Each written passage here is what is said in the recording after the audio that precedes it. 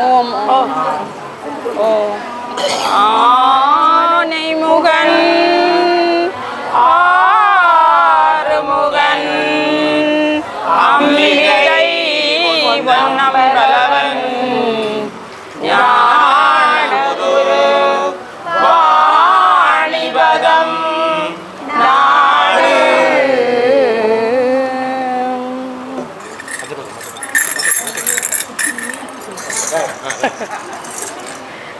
தந்தனத்தோம் என்று சொல்லிய வில்லிசை பாட முன்னே வந்தருள்வாய் கணபதியே ஆமா வந்தருள்வாய் கணபதியே தேவி சரஸ்வதியே அம்மா கேட்டவரம் தருவாய் தாயே கேட்டவரம் தருவாய் நாவிற்கொடியிருந்து தாயே நல்லவரம் தருவாய் அம்மா நல்லவரம் தருவாய் என்று சரஸ்வதி தேவியை வணங்கிக் கொண்டு இன்று இந்த சபையிலே வந்திருக்கின்ற அனைவருக்கும் நாங்கள் வணக்கம் சொல்ல வேண்டும் அல்லவா? சபையில் உள்ள பெரியோரே தாய்மாரே தந்தையரே அப்புமாரே ஆச்சிமாரே குஞ்சி அப்போ சினியாச்சு அனைவருக்கும் வணக்கம் நன்று கூறிக்கொண்டு என்று இந்த வில்லிசையிலே ஏதாவது சொற்புளை பொறுப்புளை ஏற்படுமாயின் அதனை பொறுத்தருள வேண்டும் என்று தங்களை கேட்டுக்கொண்டு இன்றைக்கு நாங்கள் இந்த வில்லிசையிலே என்ன கதை சொல்ல போறோம் என்று தெரியுமா? பொம்பளை கதையா சொல்லுங்க. இவனுக்கு எந்த நேரம் பொம்பளை கதை தான். அவனை முதலே உங்களுக்கு தெரியும். ஆம்பளை கதை கேட்டு கேட்டு சலிச்சு போச்சு. நாங்கள் இந்த திரியருளாலே மாங்கனி பெற்ற இந்த மாண்புமிகு பெண்ணின் கதையினைத்தான் இன்று இந்த வில்லிசையிலே கூற வந்துள்ளோம். தேவையான கதை. உப்ப பொம்பளைன்ற கழுத்தை கட்டின விரியனா இருக்கிறானப்பா. அப்படி ஒரு காலகட்டம். அது சொல்ல வேணும். சொல்லுங்க. அது ஏனென்று தெரியுமா? இன்றைய காலகட்டத்திலே பெண்கள் தவறான வழியிலே செல்கின்றார்கள். அன்றைய காலத்திலே பெண்கள் பத்தினி பெண்களாக சிவனை வணங்கி இறையருள் பெற்றார்கள். பத்தினி பெண்கள் என்றா என்ன குரு? இன்றைக்கும் பத்தினி பெண்கள் வாழ்ந்து கொண்டுதான் இருக்கிறார்கள். இல்லையென்று இல்ல. பெய்யண்டா பெய்யும் மழை. அது இப்ப பெய்யண்டா பெஞ்சு போட்டு போவின. சரி, நீ கதைக்கு வாங்கம்மா. அவன் கதையை விட்டுட்டா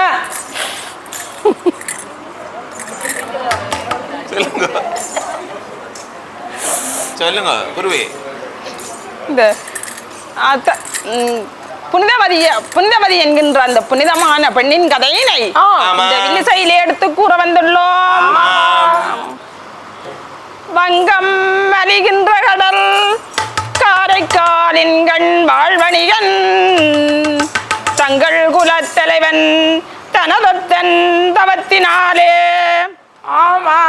தவத்தினாலே அங்கவர்வாள் திருமடந்தை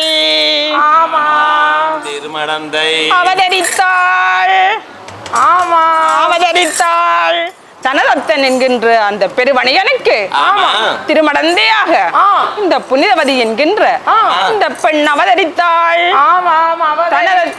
தனதத்தன் பெருவணிகன் அவன் காரைக்காலிலே வாழ்கின்ற அந்த நாளிலே இந்த பெண் சிறு வயதிலே மண் விளையாடி மகிழ்ந்து வருகின்ற காலத்திலே என்ன செய்தாள் என்று தெரியுமா? என்ன செய்திருப்பா? ஓடி பிடிச்சு விளையாடி இருப்பா. அப்படி விளையாடி இருப்பீங்க. அந்த காலத்துல அதுகள் இல்லை. ஆனால் இந்த பெண் என்ன செய்தால் தெரியுமா? சொல்லுங்க. என்ன செய்தால்? தத்தி நடந்த பிள்ளை பக்குவமாய் மொழிவாய் என்றாள்.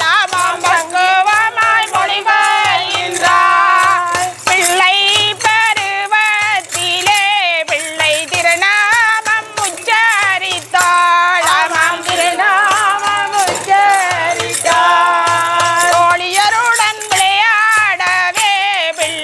சிவன் நாமம் உச்சரித்தாள் ஆமாம் சிவநாமம் உச்சரித்தாள். இவ்வாறு தன் தோழியர்களுடன் விளையாடுகின்ற போதெல்லாம் சிவனுடைய நாமங்களை உச்சரித்து வந்தாள். இவ்வாறு அவள் சிவபக்தியில் சிறந்து வளர்கின்ற காலத்திலே மங்கை பருவத்தினை அடைந்தாள். மங்கை பருவம் என்ன குருஜி? அது உங்களுக்கு ரகசியமா சொல்ல போறேன். அப்பா சரி பண்ணாங்க. அந்த பிள்ளை பூப்படைகின்ற காலம். அந்த பூப்படைகின்ற அந்த வயதிலே பூப்படைந்த பின்னர் தந்தை அவளுக்கு திருமணம் பேசி சுற்றத்தாரை அழைத்து திருமணம் செய்யணுமே, கட்டாயம் செய்யத்தான் வேணும். இப்ப உங்களோட பள்ளிக்கூட பிள்ளையர் அங்க பாக்குது இங்க பாக்குது அந்த விளையாட்டு தான். ஆனால் இந்த பிள்ளையை பக்குவமாக வளர்த்து வருகின்ற காலத்தில் தந்தையே அந்த கடமையை செய்கின்றார். அவ்வாறு அவர் அந்த பிள்ளைக்கு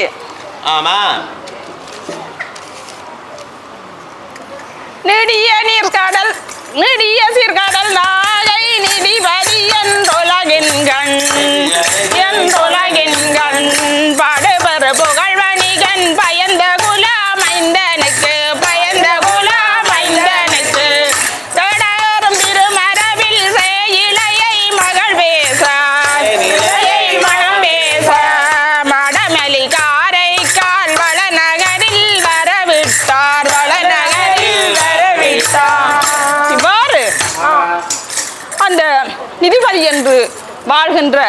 நிதிபதி என்ற அந்த பெருவணியனின் மகனான பரமதத்தனுக்கு மனம் பேசி சுற்றத்தார்களை எல்லாம் அழைத்து தன்னுடைய மகளுக்கு சீர்வரிசைகள் எல்லாம் கொடுத்து காரைக்காலிலேயே குடியமர்த்தி வைத்தார்.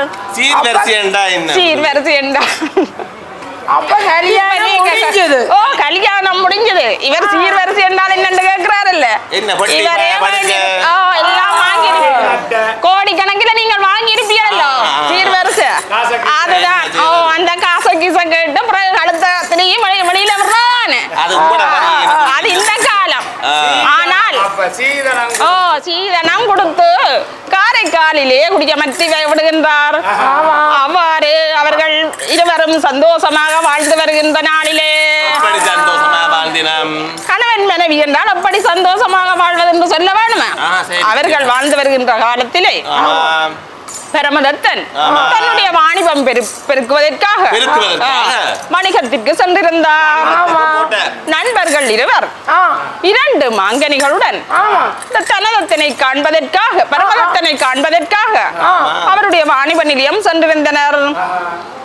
அவர் அந்த 2 மாங்கனிகளையும் தன்னுடைய நண்பனிடமே கொடுத்து அனுப்புகின்றார். இதை தன்னுடைய மனைவியிடம் பக்குவமாக வைத்திருக்கும்படிதான் கொடுத்து அனுப்புகின்றார். மனைவியோ அதை வாங்கிவிட்டு தன்னுடைய இல்லற கடமைகளில் ஈடுபடுகின்ற வேளை மதிய நேரம் பார்த்து சிவனடியார் ஒருவர் வீட்டுக்குள்ளே வருகின்றார். அவருக்கு என்ன செய்வதென்று தெரியவில்லை. சோறமுது மட்டும் படைத்து ஆக்கியிருந்தார். கரியமுது ஆக்கவில்லை. அவருக்கோ மனவேதனை. என்ன வேதனையோ? சிவனடியார் ஒருவர் வந்து விட்டாரே, நான் என்ன செய்வது?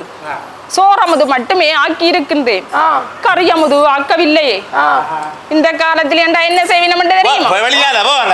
அடிச்சு போடு மண்ணி உள்ளுக்கு வராதீங்க. அது நீங்க நின்று கொண்டே ஆக்கல் இல்லையுங்க. அவர் அந்த புனிதவதியிடம் அவ்வாறான பண்புகள் இல்லை. மனவேதனையுடன் சோறு அமுதுடன் அந்த மாங்கனி ஒன்றையும் படைத்திருந்தார். கரியமுது ஆக்கவில்லை என்ற மனவேதனை தான் அவருக்கு. இருந்தாலும் அந்த சிவனடியார் என்ன செய்தார் என்று தெரியுமா? ஒன்று விட்டு மணமகளுடன் புனிதவதியாரை வாழ்க வாழ்க என்று வாழ்த்தி செல்கின்றார். சாப்பிட்டு வாழ்த்தி செல்கின்றார். இவ்வாறு வாழ்த்தி சென்று அவர் அங்காலே சென்று திரும்புகின்ற வேளையிலே பரமதத்தன் அந்த நடுவெயிலுக்குள்ளாலே வாரார் வீட்டுக்கு.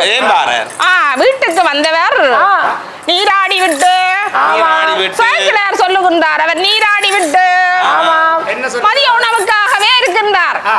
அந்த புனித புனிதவதியாரிடம் இருக்கின்ற அந்த சிவபக்தியோ அந்த திருநீர் தரிக்கின்ற வழக்கமோ அந்த இறைவனை வழிபடுகின்ற வழக்கமோ அவரிடம் இல்லை என்று சேக்கிழாரே சொல்லுகின்றார். அவ்வாறு அவர் மதிய உணவிற்காக இருக்கின்ற வேளை இப்பொழுது புனிதவதியார் சோற்றுடன் கரியமுதனை பரிமாறிய பின்னர் எஞ்சி இருக்கின்ற ஒரு மாங்கனியினை கொடுக்கின்றார். அந்த மாங்கனியை சாப்பிட்டு போனது அது சிவன் அடிக்கார்.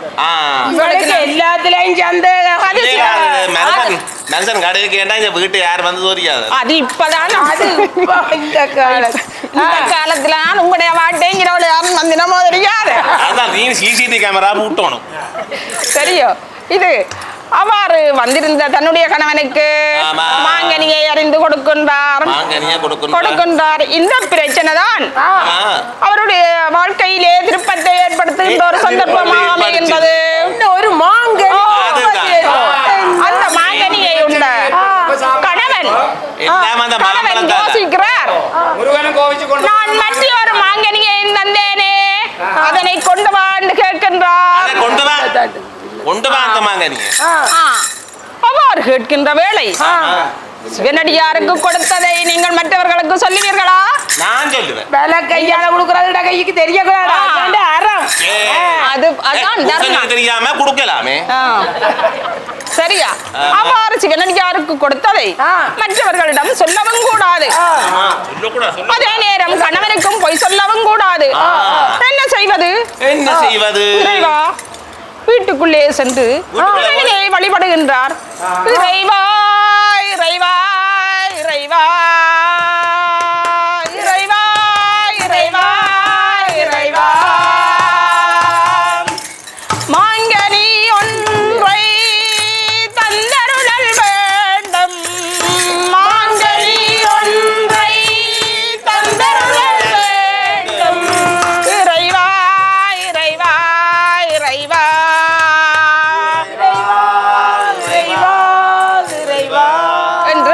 இறைவனை வழிபடுகின்றார். அவ்வாறு வழிபட்ட வேளை அந்த பெருங்கருணைய வள்ளலாகிய சிவபெருமான் அவரது கையிலே மாங்கனி ஒன்றை கொடுக்கின்றார். என்னடா அதிசயம்! என்ன அதிசயம்! நாங்கள் கும்பிட்டா தரவரேன் போய் செய்து ஒரு மாங்கனியை தான் சேர்த்து தான் வருவதற்கா.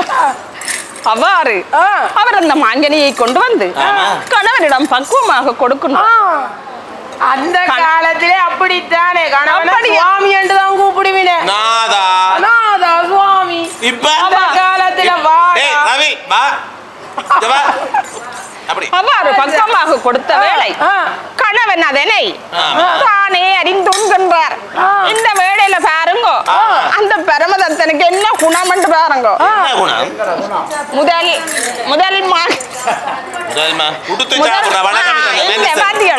முதல் மாங்கனி மனைவிக்கு ஒரு துண்டு கொடுக்க.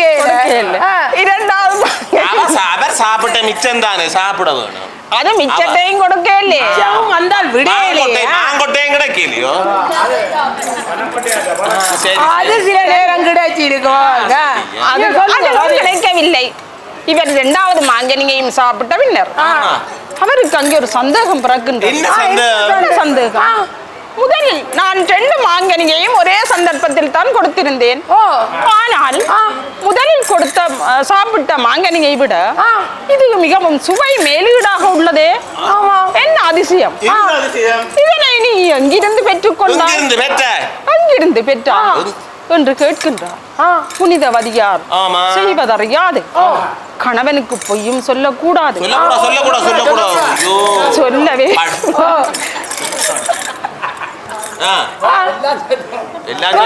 சொல்லுங்க மிச்சமா என்ன நடந்தது? அதே நேரம் சிவன் கொடுத்ததை நாங்கள் மறைக்கவும் கூடாது. எனவே கணவனுக்கு உண்மையை உரைக்கின்றார். என்னென்று உண்மையை உரைக்கின்றால் இது ஈசன் அருளாலே கிடைத்தது. ஆமா, அவர் நம்ப மாட்டாரு. மாங்கனியின் சுவையால் சுவையறிந்த பரமதத்தன் மற்ற எதை கேட்டு நின்றான்.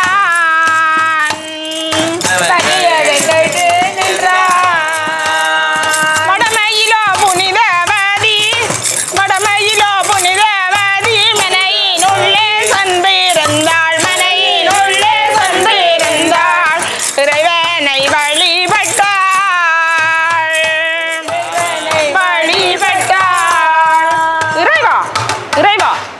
நீ இன்னொரு மாங்கனி இப்பொழுது அருளாவிட்டால் ஈசன் அருள் என்பது பொய்யாகிவிடும்.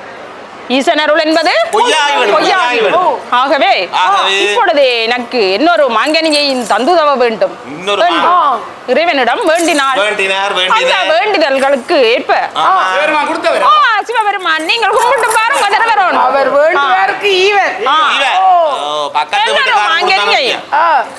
இன்னொரு மாங்கனியையும் அவரது கையிலே கொடுக்க அவர் அதனை கொண்டு வந்து பக்குவமாக கொடுத்தார். மற்றதையும் கொடுத்தார். அந்த கணமே அது அவரது கையிலே இருந்து மறைந்து விட்டது. ஆமா, அதிசயம் அதிசயம். மாங்கனி மறைந்து விட்டது. கையிலே மாங்கனி இல்லை. என்ன செய்வது? பரமதத்தனுக்கு ஒரே சிந்தனை யோசனை. என்ன, இவள் ஒரு தெய்வ பெண்ணாக இருக்க வேண்டும். இவள் ஒரு தெய்வ பெண்ணாக இருக்க வேண்டும். இவளுடன் இனிமேல் வாழ முடியாது. வாழ முடியாது. ஆகவே இவளை விட்டு நீங்க வேண்டும். அப்படி முடிவு எடுத்து போடுதா? அது இப்ப சண்டை பிடிச்சிட்டு எல்லாம் விட்டுட்டு போயினாம். பிறகு வருவினாம். என்னத்துக்கு கொடுக்கல வேண்டத்தான். இது அப்படி இல்லை.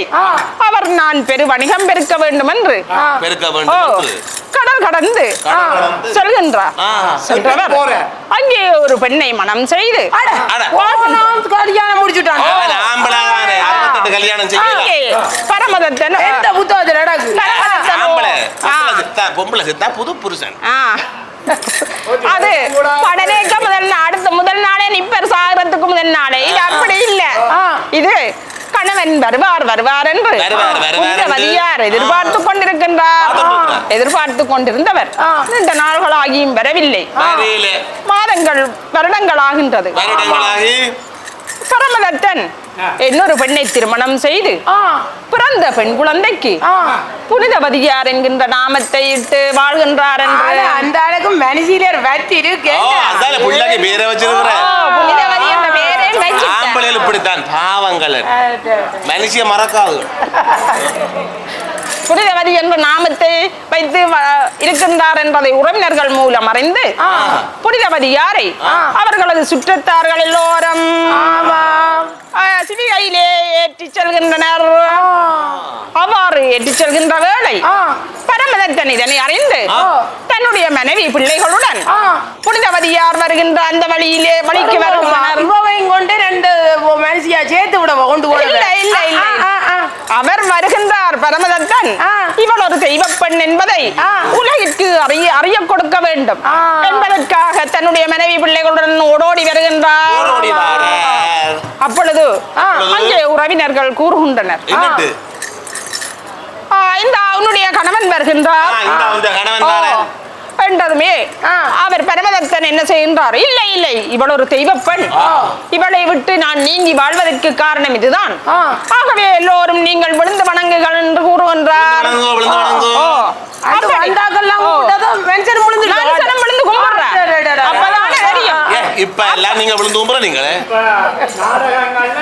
அப்படி கணவர் நேரம் இல்லை தானே.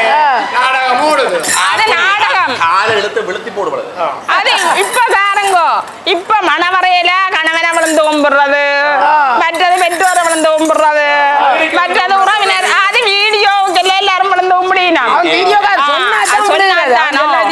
இது இவ்வாறு கணவன் மனைவி தன்னுடைய இரண்டாவது மனைவி அந்த பிள்ளை மற்றது உறவினர்கள் எல்லோரையும் விழுந்து கும்பிடுமாறு கேட்கின்றான் பரமதத்தன். இவள் ஒரு தெய்வ பெண், இவளுடன் நான் இனி வாழ்வது கிடையாது என்று கூறியவுடன் புனிதவதியார் இந்த பரமதத்தனுக்கு உரிய இந்த அழகான உடல் இவர் வேண்டாம் என்றால் எனக்கு இனி தேவையில்லை என்று அழகிய பேய் உருவத்தை வாங்குகிறார். பேய் உருவம் என்றா இப்ப பிள்ளை அழுங்கவும் திரியிலே பேய் மாதிரி தலையெல்லாம் பிரிச்சு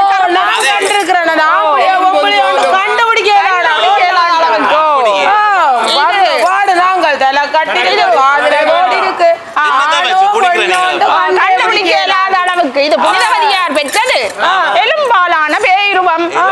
அந்த பேருவத்தை பெற்று அந்த காத தேசம் எல்லாம் காற்றிலும் வேகமாக தரிசனத்துக்காக செல்கின்றாள். திருவாலங்காட்டை தரிசிக்கின்றாள். திருவாலங்காட்டு மூத்த திருப்பதியத்தை பாடுகின்றாள். இறைவனை வணங்குவதற்காக கைலை மலையை காலாலே தரிசிக்க அஞ்சி தலையாலே நடந்து செல்கின்றார். தலையால இப்ப நீங்கள் தலை குத்து கரணம் எல்லாம் போடுறீர்கள். கணவனை விழுந்து கும்பிடாமல் தலை குத்து கரணம் போட்டு கேட்டதெல்லாம் வருகிறீர்கள். ஆனால் இறைவனை தலையாலே வணங்குவதற்காக தலையாலே அந்த கைலை மலையை நடந்து செல்கின்றார். இறைவன் இவளை கண்டதும் அம்மா என்று அழைக்கின்றார். புண்டவதி யாரோ அம்மா அம்மா அம்மா புண்டவதி யாரோ அம்மா அழைக்கின்றாள். எனக்கு தெரியும். சிவ உமாதேவியார் கேட்டது இவர் யார் என்று. அம்மா என்று அழைக்க புனிதவதி யாரோ அப்பா என்று அழைக்கின்றார். அவ்வாறு அழைத்தவர் இறைவன் கேட்கின்றார், நீ கேட்கின்ற வரங்களை கேட்டுக்கொள்ளு. நீங்கள் என்ன வரம் கேட்டிருப்பீங்க? எனக்கு நல்ல